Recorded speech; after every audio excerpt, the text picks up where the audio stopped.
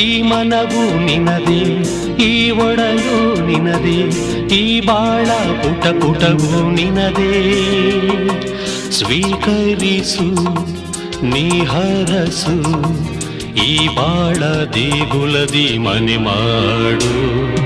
ಮನದಾಳದಿಂದ ನಾ ಕರೆದೆವಾ, ನಿನ್ನಂತೆ ನನ್ನನ್ನು ನೀ ಮಾಡಬಾ. ನಿನಗಾಗಿ ಹೃದಯ ನಾ ನೀಡುವೆ ಬಾ, ನನ್ನನ್ನು ನನ್ನಂತೆ ಸ್ವೀಕರಿಸಬಾ.